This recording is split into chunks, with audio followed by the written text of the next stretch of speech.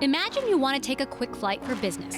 Instead of shuffling through long security lines and navigating huge terminals to board a crowded commercial airline, you can instead opt for the private flight experience, all with a touch of an app.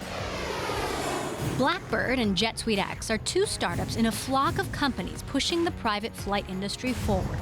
We think of ourselves kind of in the same vein as the on-demand transportation companies like Bird, like Uber, like Lyft. We just are the journey that's a little bit further. Blackbird offers flights in small aircrafts, and the company is focused on the 50 to 500-mile journey. It recently announced a $10 million funding round backed by New Enterprise Associates. Aircraft today are really only utilized roughly 1% to 2%. It's a highly underutilized asset, and it's an expensive asset. So when you can actually start to amortize that cost basis over a lot of rides and also enable a lot of pilots who want to fly a tremendous amount more, you really create a flywheel of increasing adoption. JetSuiteX, a Silicon Valley unicorn valued at $1.5 billion, advertises semi-private flying with not-so-private fares. The company utilizes larger jets and pairs passengers together, offering flights between short-range destinations.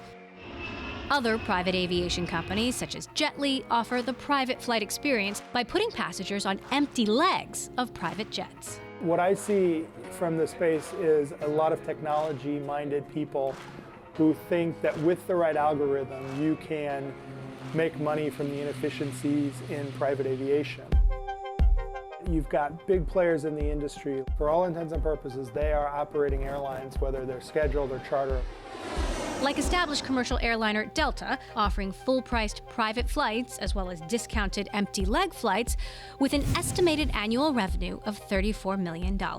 And NetJets, a subsidiary of Berkshire Hathaway, operating private flights around the world since 1964 with an estimated annual revenue of $350 million.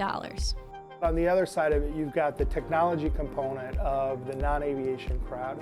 And that's not to say that this is not a business that can grow by leaps and bounds and there's not huge opportunities.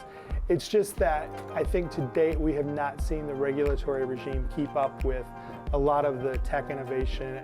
FAA guidance forbids private pilots from profiting from flight sharing and even shut down the flight sharing services Airpooler and FlightNow in 2014. But Blackbird's pilots are commercially certified and own their own planes, keeping the startup's cost low while meeting FAA regulation.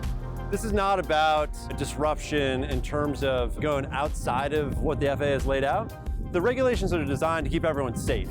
The charter flight industry in the U.S. has grown by 2.6% in the last 5 years to reach revenue of $25 billion, and tech startups want a slice of that market.